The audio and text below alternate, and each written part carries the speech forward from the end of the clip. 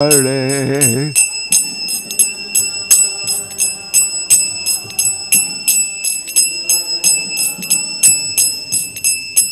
Gopijana Ballava Giribharadhare.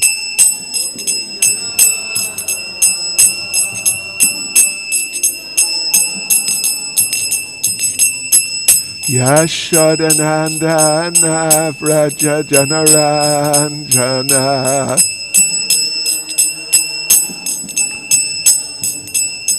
Yashodanandana Vraja Janaranjana.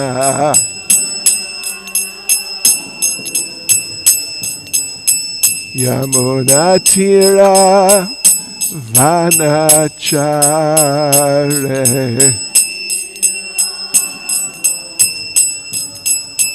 Yamunatira Vanachare.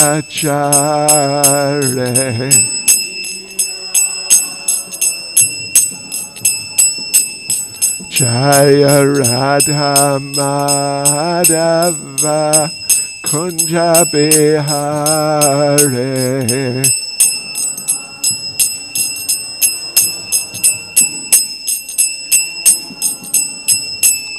Jaya Radha Madhava Kunja Bihare.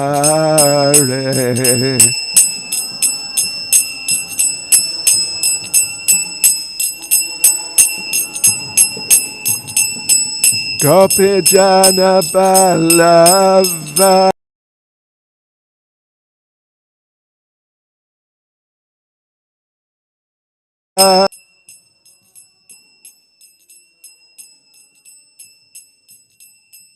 Gopijana Ballava Giribharadhare.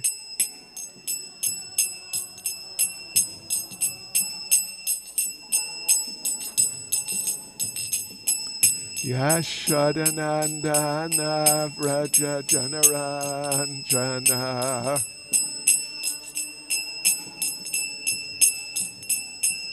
Yashodanandana Vraja Janaranjana.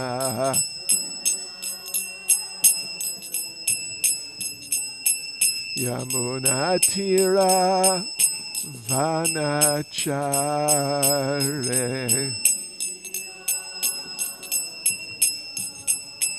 Yamunatira Vanachare.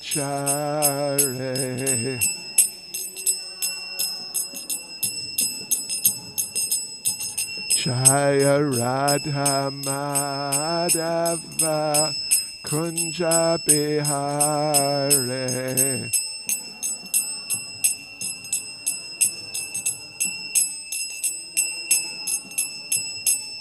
Jaya Radha Madhava Kunja Bihare.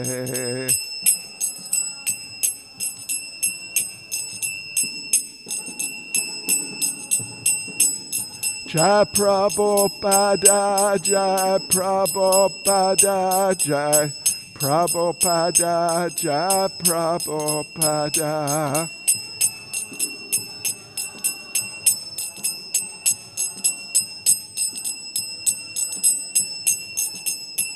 Jai Prabhupada, Jai Prabhupada, Prabhupada, Jai Prabhupada.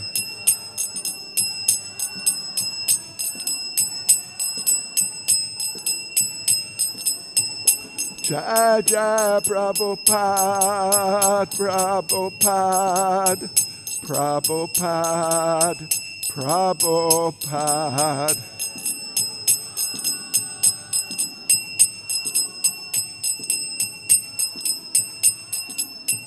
Jai Jai Prabhupada, Prabhupada, Prabhupada, Prabhupada.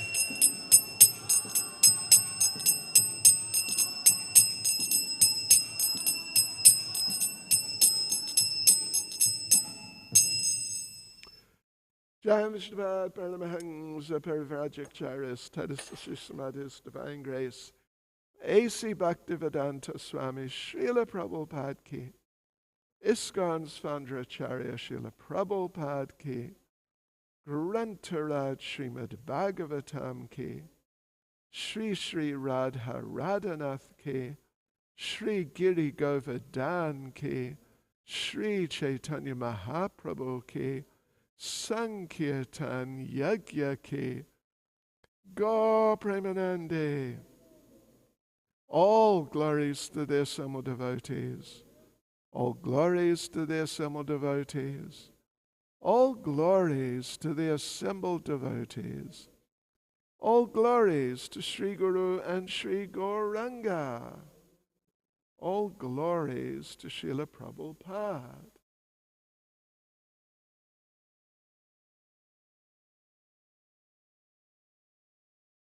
Om Namo Bhagavate Vasudevaya.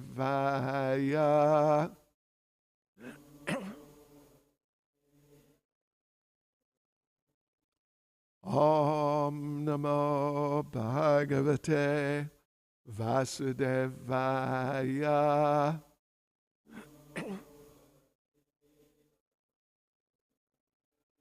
Om Namo Bhagavate Vasudevaya.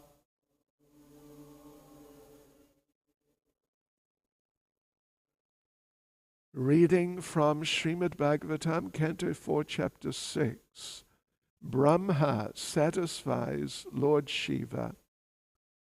And we're reading verses 26 and 27, as I understand.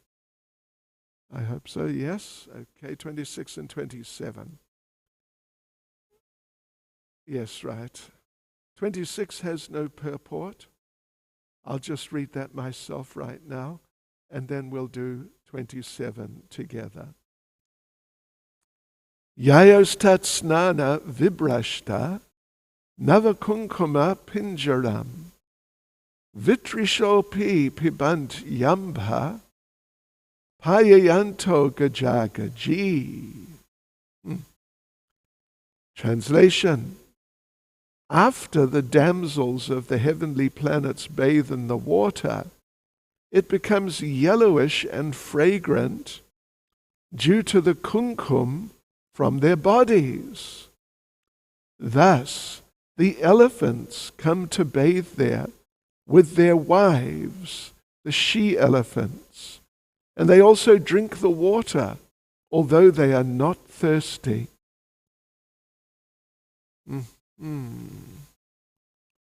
Okay, and verse 27.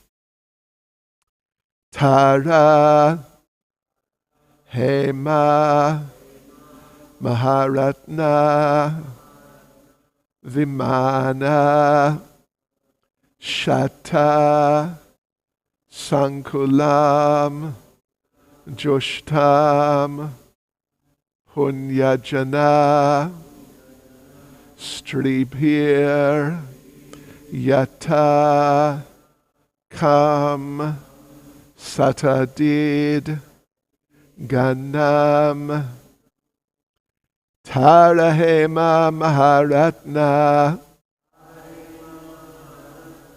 Vimana Shata Sankulam Joshtam Punya Janastribir Yatakam Satadid Ganam Tarahema Maharatna Vimana Shata Sankulam Joshtam Punya Janastribir Yatakam Satadid Ganam Tarahema Maharatna Vimana Shata Sankulam Jushtam punyajana stribir yatakam satadid ganam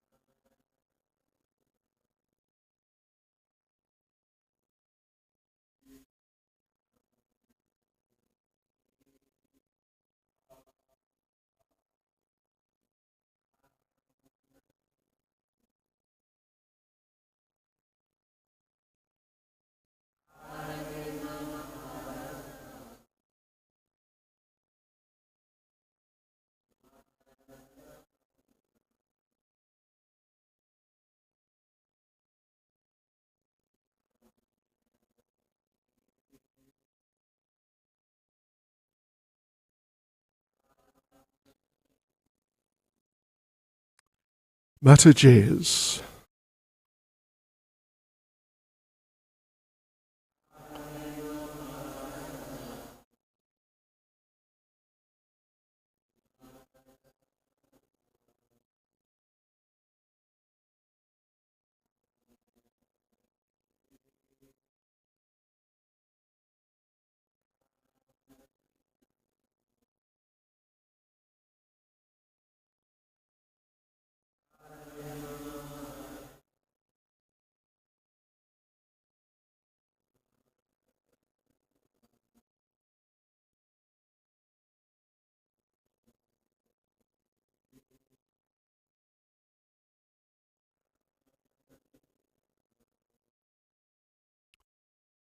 Tarahema of pearls and gold. Maharatna, valuable jewels. Vimana, of airplanes. Shata, with hundreds. Sankulam, crowded. Jushtam, occupied or enjoyed. Punyajana stribhi, by the wives of the yakshas. Yata, as, kam, the sky. Satadit ganam, with the lightning and the clouds. Translation: the airplanes of the heavenly denizens are bedecked with pearls, gold, and many valuable jewels. The heavenly denizens are compared to clouds in the sky, decorated with occasional flashes of electric lightning. Purport by Srila Prabhupada. The airplanes described in this verse are different from the airplanes of which we have experience. In the Srimad Bhagavatam and all the Vedic literatures, there are many descriptions of vimana, which means airplanes. On different planets, there are different kinds of airplanes. On this gross planet Earth, there are airplanes run by machine.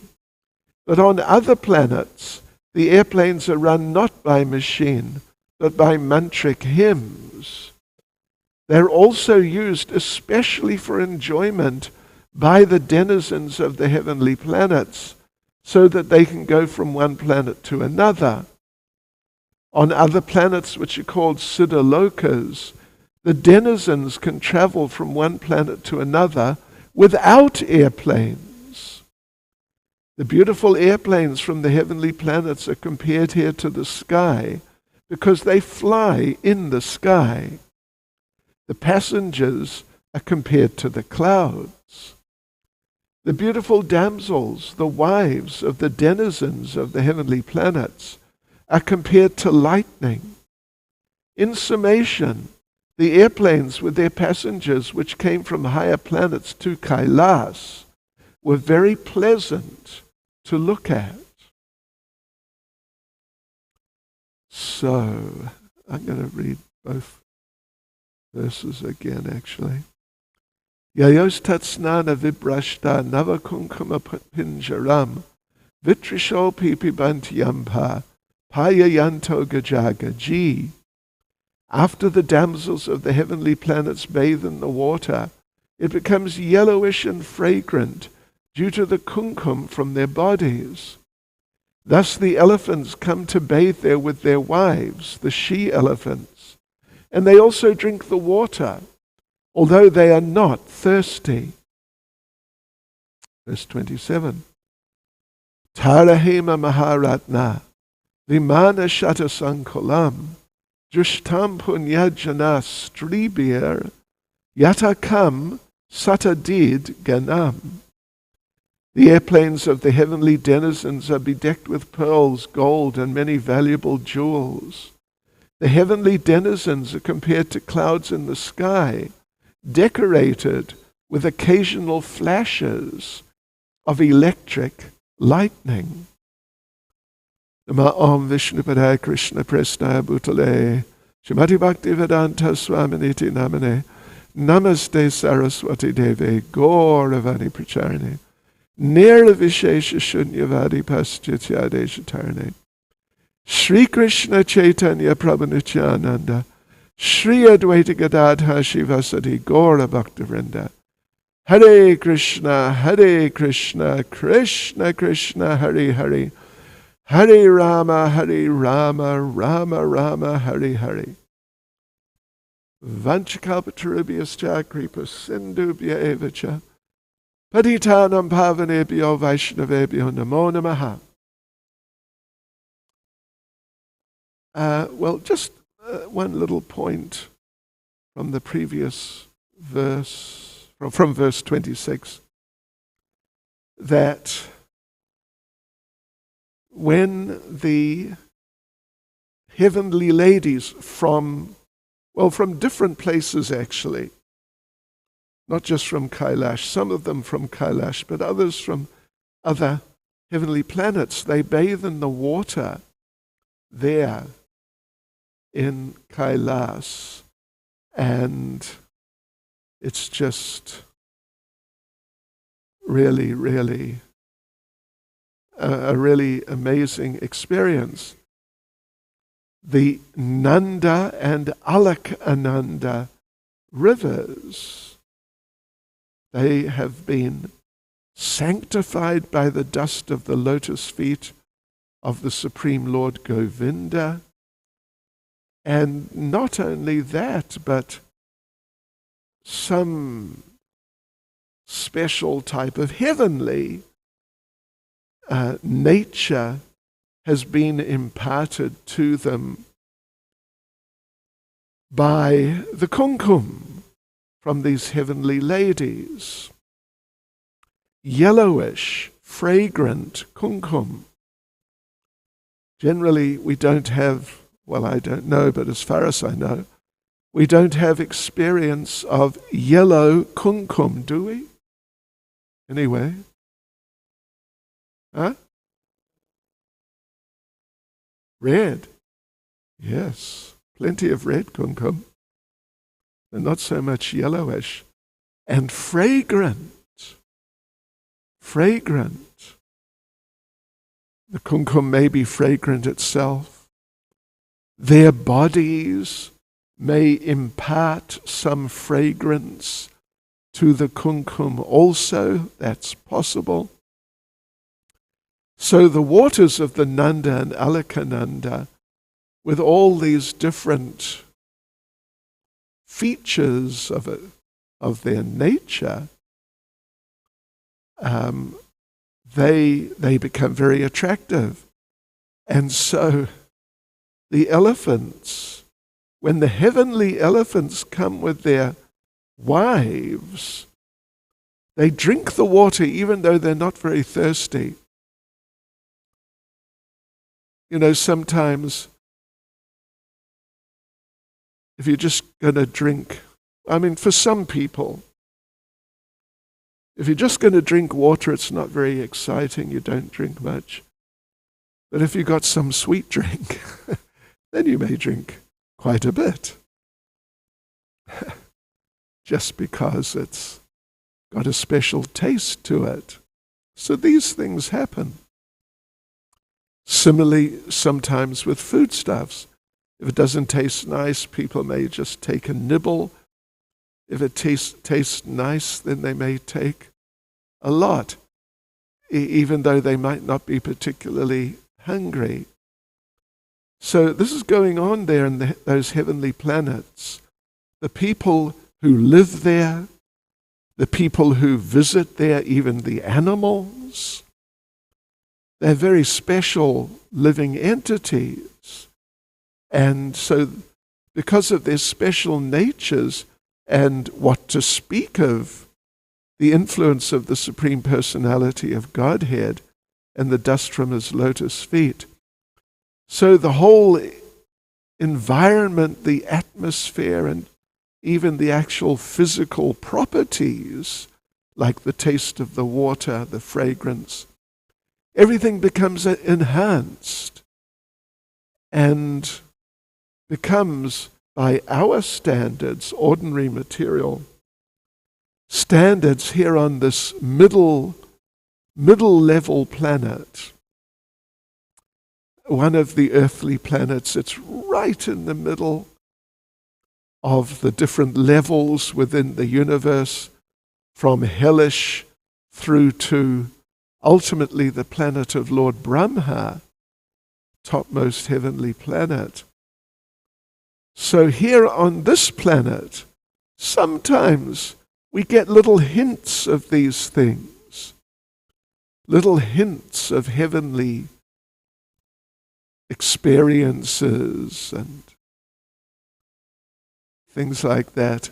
And sometimes, definitely, sometimes not just hints, but sometimes some hellish experiences. If people get caught in a war, it's just so hellish, it's amazing. Directly from the hellish planets. And if you're on the hellish planets, how much worse must it be? We read in the last chapter of the 5th canto about the hellish planets. 28, is it? 28, 26 types of hellish planets. And one of them, the particular characteristic is that if your body becomes damaged, it hurts very badly. But if your body gets damaged to the point that ordinarily it would die, your body doesn't die. The experience of pain is just amplified further. Hare Krishna. So, best of course not to dally in this material world, but to get out. Probably we have experienced all these things before, actually. But whether we have or not, we can certainly do without them. And this is the grace of Lord Chaitanya, it's the grace of Srila Prabhupada, giving us the possibility, the hope, and a simple practical program for going back to Godhead. So anyway, in the second verse, 27, there's a description of the airplanes, of not just the inhabitants of Kailas, but from various heavenly planets here and there. there are different grades of planets, of course, and on the different grades of planets, there are different grades of material facilities of so many types. Here, of course, as Prabhupada points out, and we're all very familiar, we have airplanes too. But they're not so nice like these ones. I mean, these ones, they're different of them, actually. Our ones, they're run by machine. And they use fuel, which, when the fuel is used, it can't be replaced. I mean, in the sense that you take it from the ground, and the ground then doesn't replace it. Gradually the supply reduces, and from time to time we've seen, at least in the not so distant past, in the 70s, there were whole big outcries because it was felt we're going to run out of petrol. Right now, anyway, like this. So, but in the heavenly planets, when they need airplanes, some of them don't even need airplanes. In the Siddha Lokas, there's some group of planets, as described here, called Siddha Lokas, and the Siddhas, generally that indicates they have great mystical power. They can go, what to speak of from here to there, or Durban to Johannesburg, or place to place on a particular heavenly planet. They can go from planet to planet without any aircraft at all. It's really amazing. And they don't need, artificial oxygen supplies on their backs and all that. They just go. Shri Shri Radha Radhanath Shri Giri Govardhan Shri Chaitanya Mahaprabhu Ki Jai. Like Narada Muni. Narada Muni, what to speak of going from one planet to another without any protective equipment or oxygen supply, these types of things, including he comes to this planet, he comes and goes through the air without these different types of devices which are universally used on this planet for that sort of travel. But Narada Muni comes and goes without those things. So, it's amazing.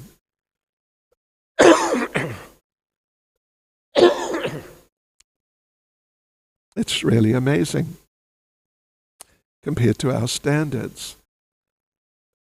Excuse me momentarily.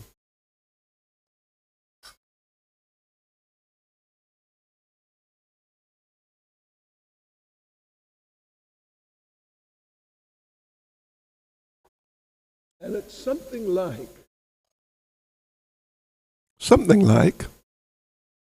at least there's sort of elements of similarity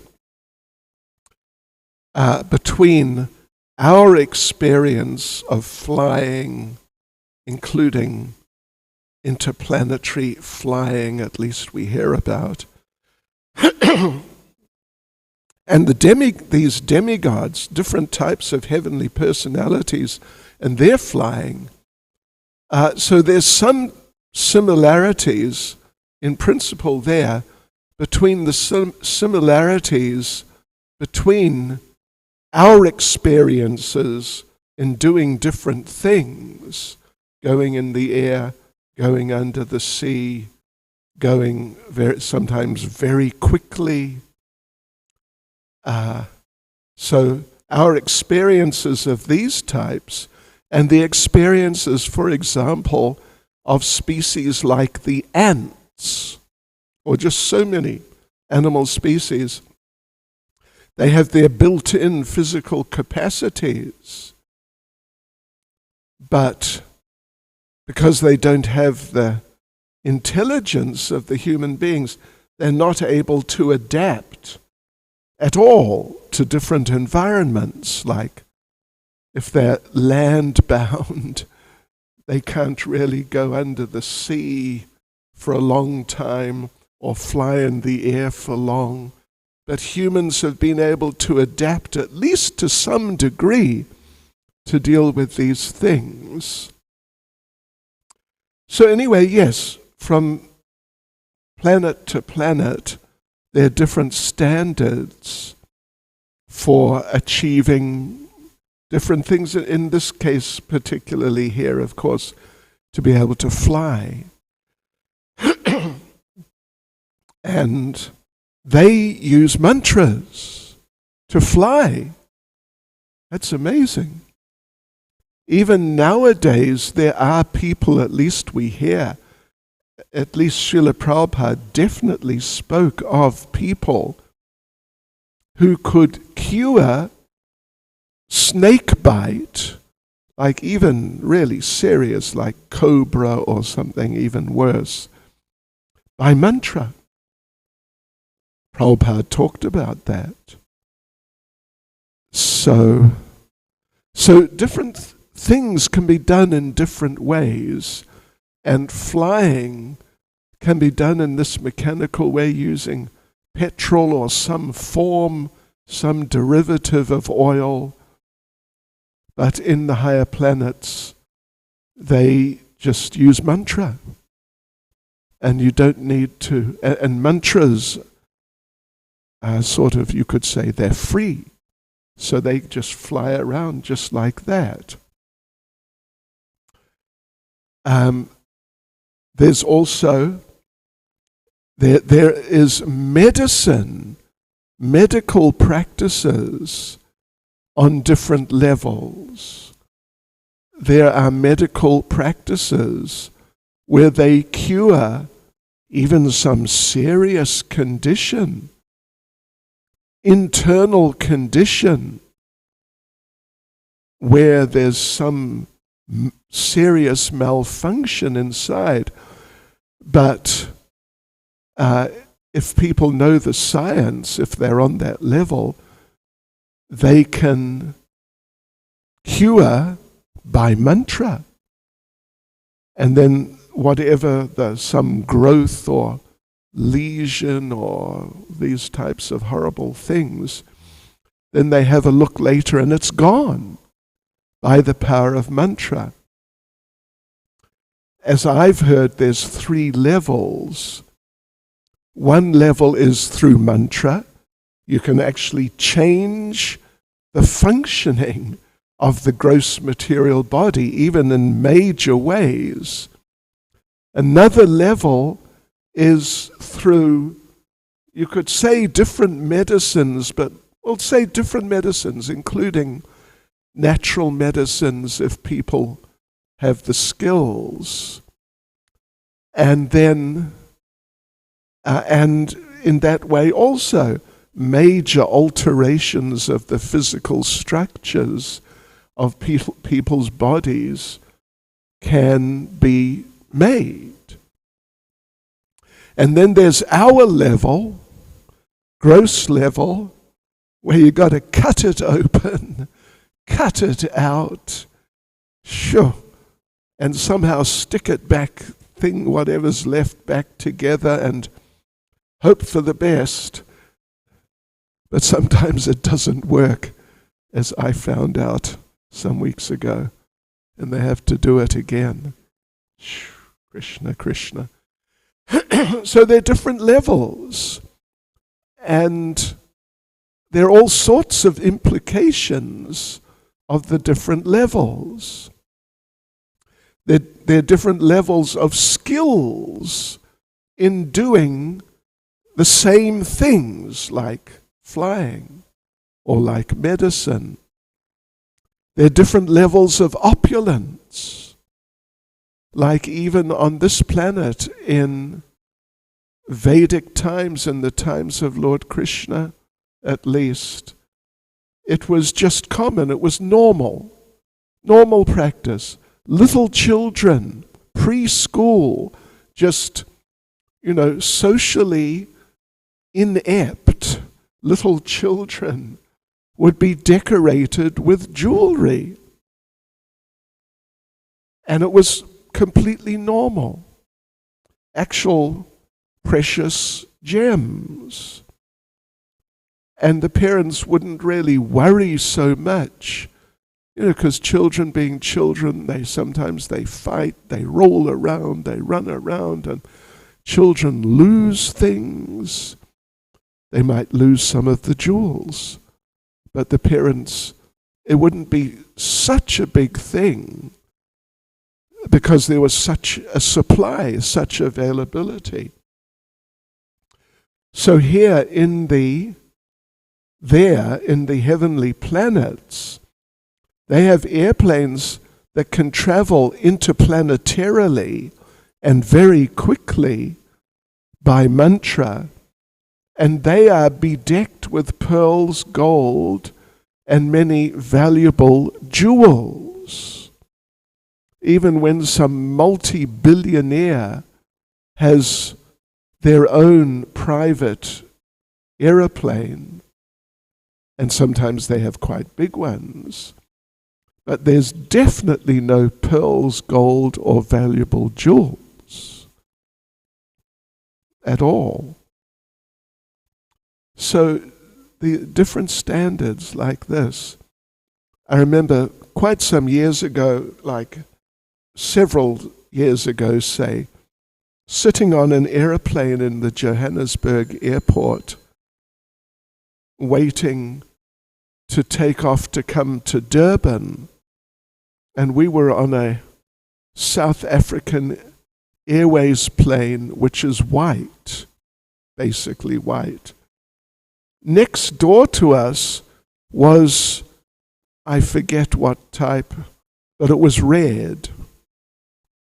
I forget which brand, but it was red.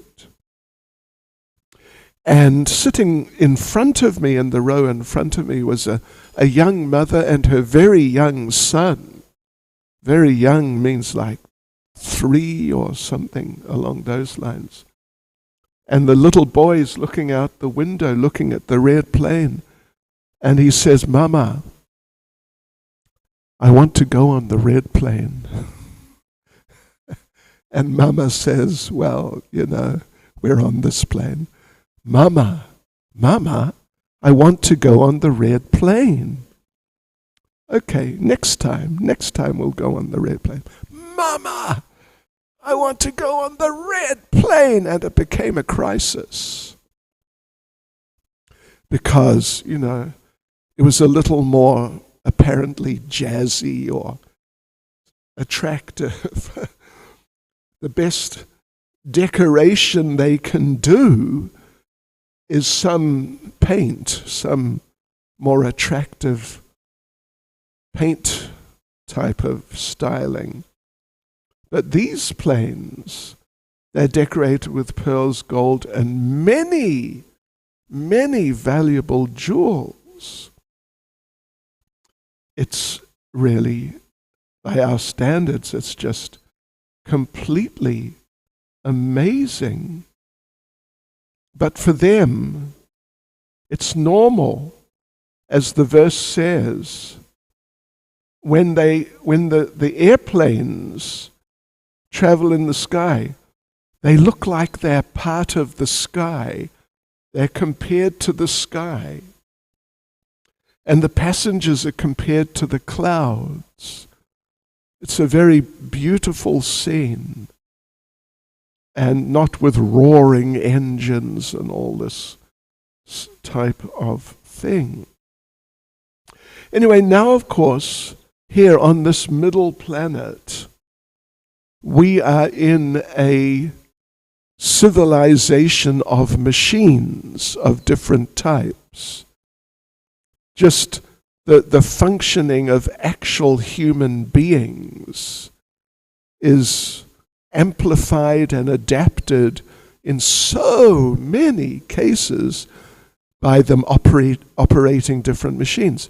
Computers, of course, airplanes, motor cars, and all sorts of technical things, televisions, and all the related infrastructure, etc.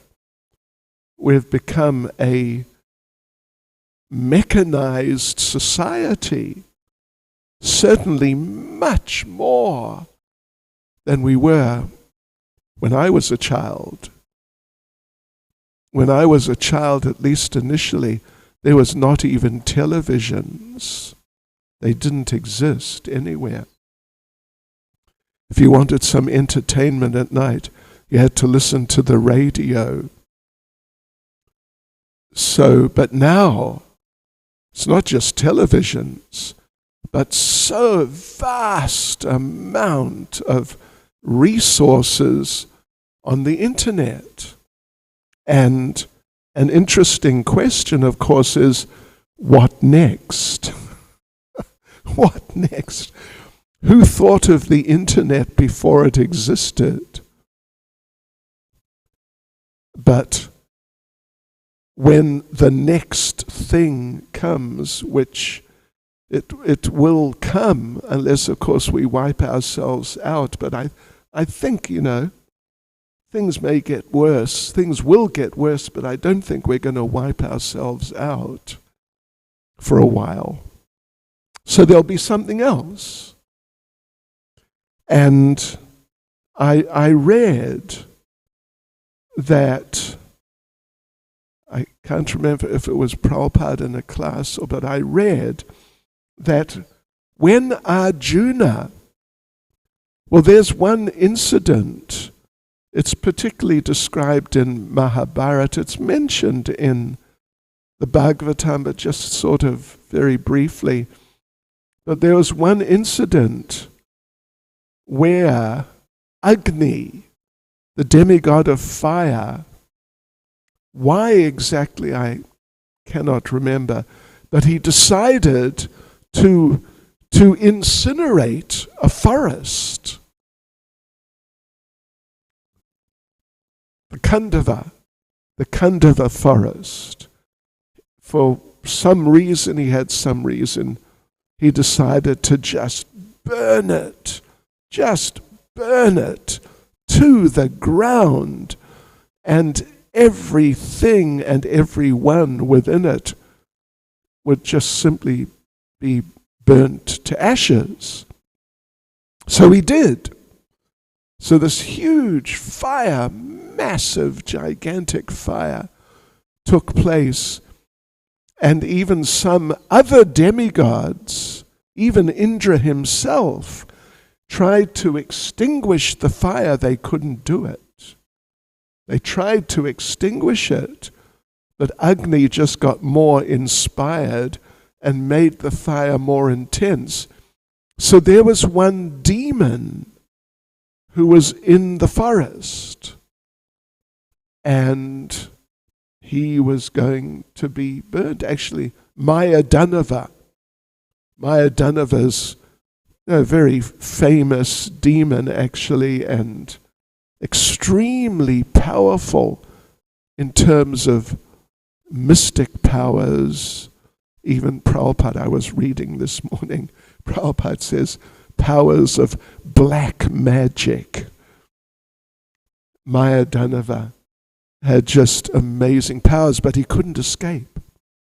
Couldn't escape from the fire.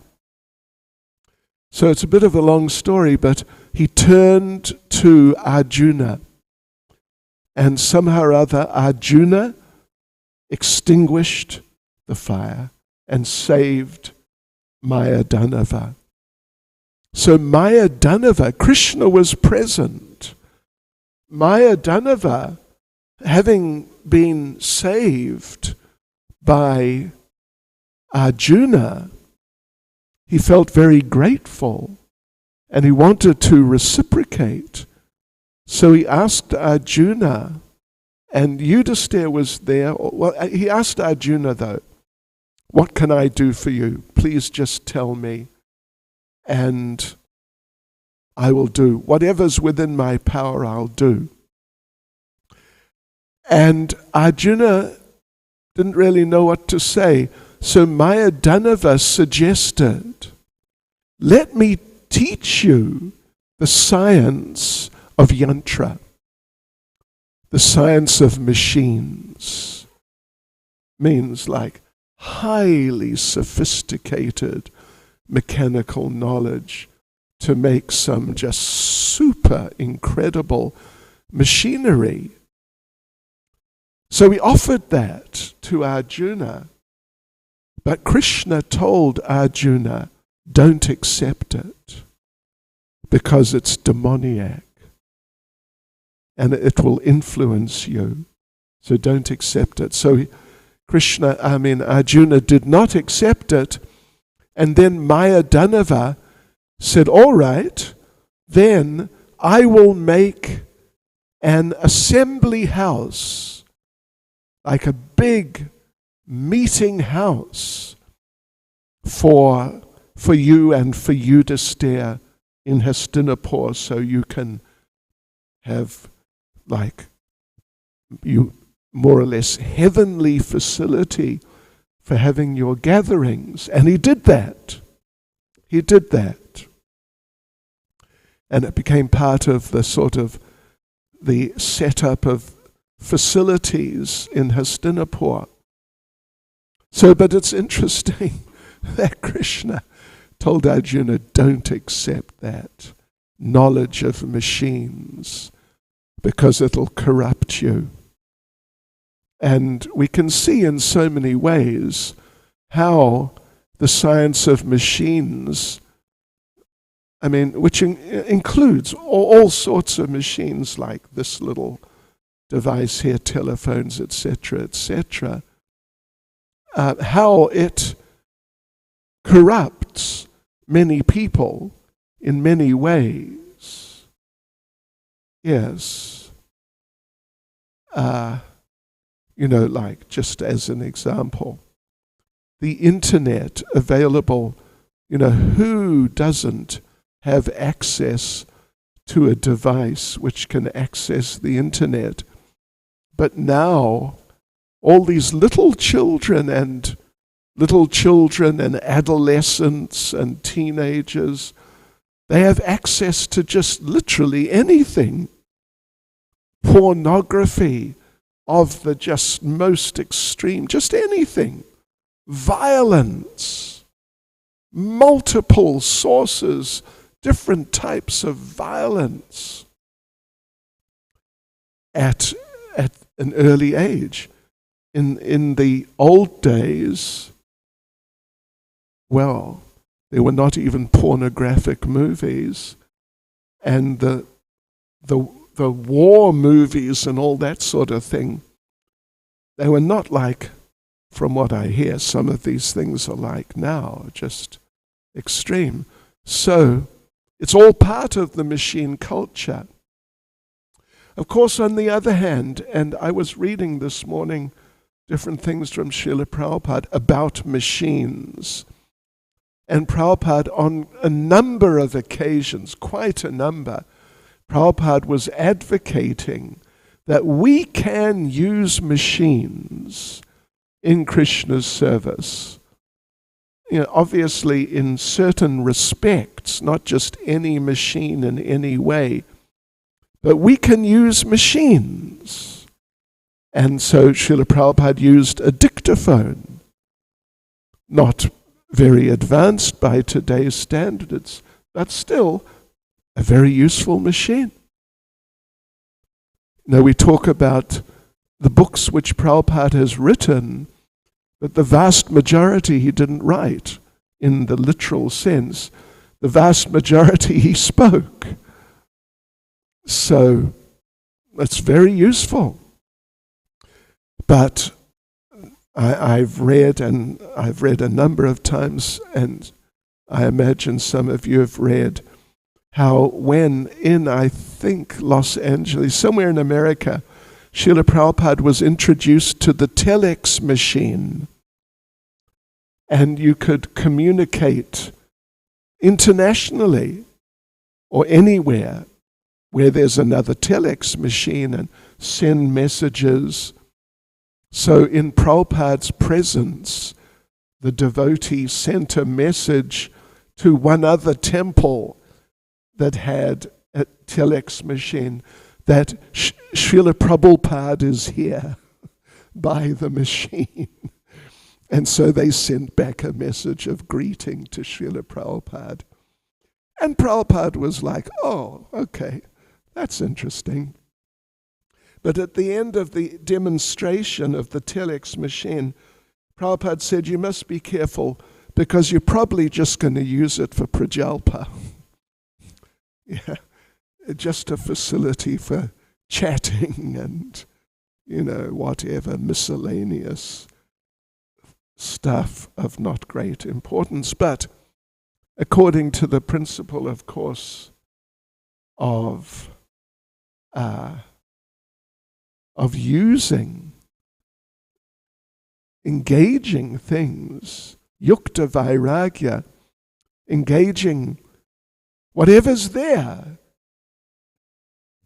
of the energy of Lord Krishna, then yes, we can utilize, and we should utilize, we must utilize things in Krishna conscious ways in devotional service.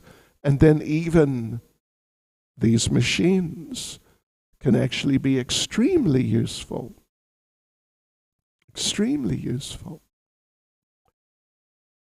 So, but higher level, well, there is mantra, then there is tantra, and then there is yantra. 3 levels of achieving, doing things. Mantra, the most subtle, just sound vibration.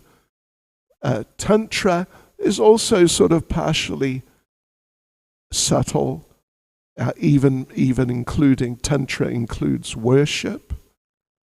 People go to the heavenly planets by Tantra. And then there's mantra. These people are just on the level of mantra. They can do practically anything by mantra. Create people, create beings, create buildings, destroy things just by mantra.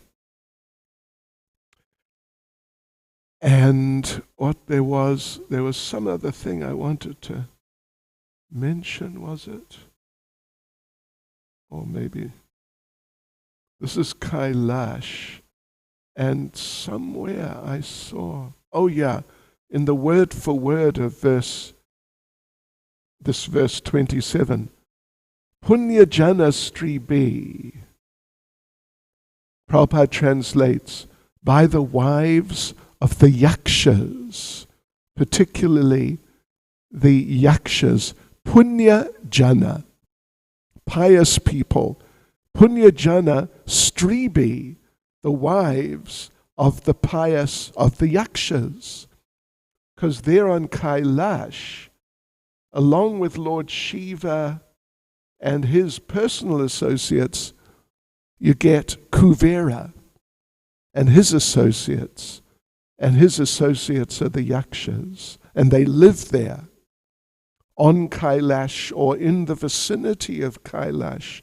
The yakshas live there. And they're punya jana, pious people, even though, sometimes we hear kind of unusual and not so nice things about yakshas. But they're there, and they spend lots of time, if not living on Kailas, although sometimes they live there, but visiting Kailash, it's sort of like next door for the yakshas. And therefore, they and their wives are being referred to in these, particularly verse 27. Hare Krishna. Any comments or questions? Words of wisdom? Loud and clear, because otherwise, yeah. Thank you, Maharaj, for the class. I wanted to ask you, how do we get through to people who, like you said, we are in this mechanized age and it can corrupt you, right? So how do we get through to people that think that we are advancing because of machines? Okay. And there's no use of spiritual life. Yeah, sure. Well, from my experience with devotees, there are two approaches that different devotees take. One type is to become more expert than the machine people with the machines by, like sophisticated displays and things of that sort, which some devotees do. But the other way for the majority is to point out some of these things, like what's happening to the children. You find amongst the Christians, they regularly, they get so disturbed about how children are becoming polluted. And they are becoming polluted. Some years ago, I know 4 or 5 years ago, I forget exactly, I read something which said that by the time a child comes to some age, some child age, the child has already seen so many thousands of people killed.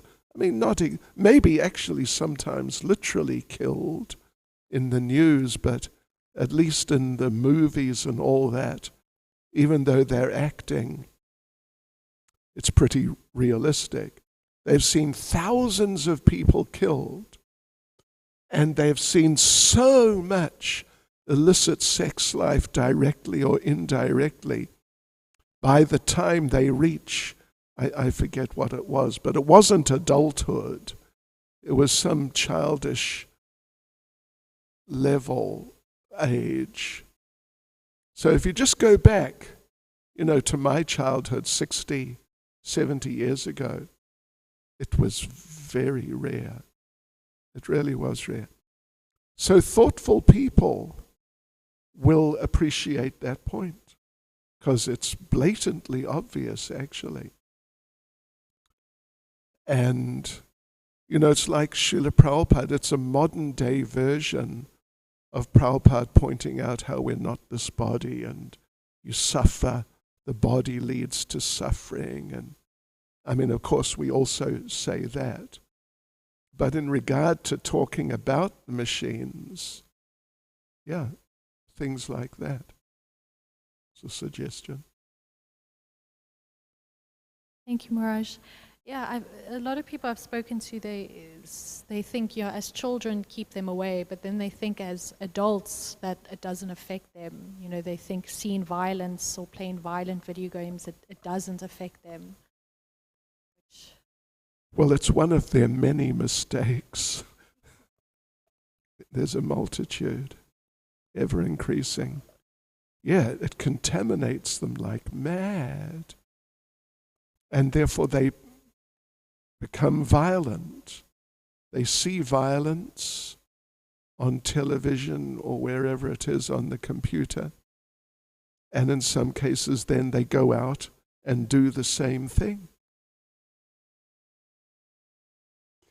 And, they minimize the destructive potency of violence. Yeah, like war.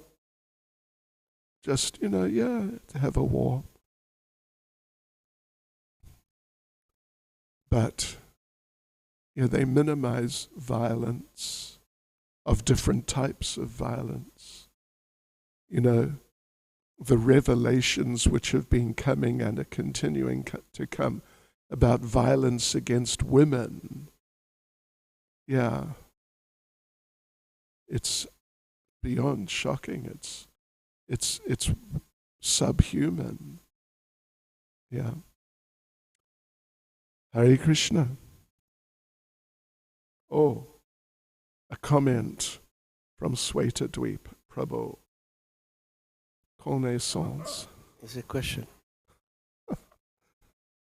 So yeah, thank you again, Maharaj, for such a nice class. So from Hare Krishna, from our side, how we can help to cure the situation? Because like we often hear in America, recently it happened. The teenager, he took the gun and just killed so many innocent people. It's like incredible. Some years ago, I remember there is a pilot, young pilot. He just took the plane with passengers and went right in the Alps, and people were killed. Like we're getting so many kinds of situations due to this. So from Hare Krishna, do we have cure for that?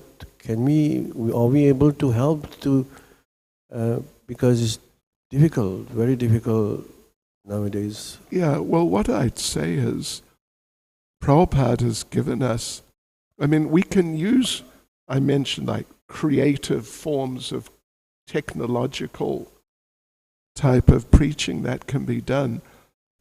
But the basis, the sort of basic, fundamental form of preaching is to distribute Prabhupada's books and speak to people, but distributing Prabhupada's books is just so important.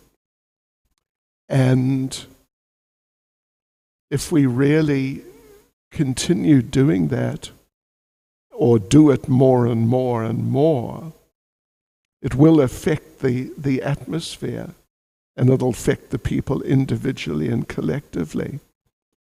But that's basically what we have.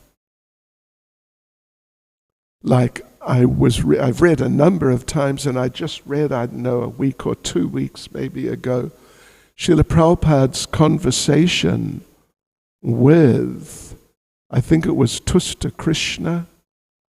Anyway, these two sannyasis who had left ISKCON and joined a person called Siddha Swarup. And they were arguing with Prabhupada that in your books, there are things like Maharaj Ugrasena had something, I forget what, some trillions of bodyguards. And they said, well, how can we explain these things to people?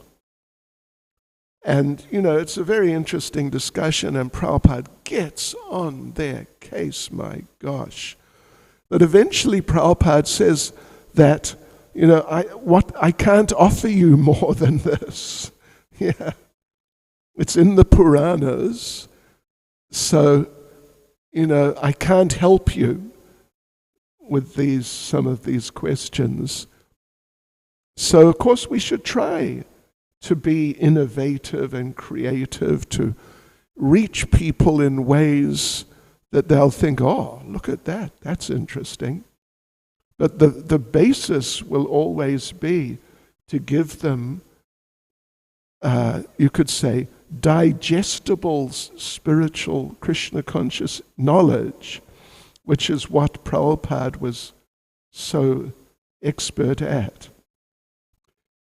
Spiritual Krishna conscious knowledge which can just deliver practically anyone, but it's digestible too. It's not some sort of presentation which will just have a very limited audience. Hare Krishna, merci beaucoup. Hare Krishna. Srila Prabhupada ki jai.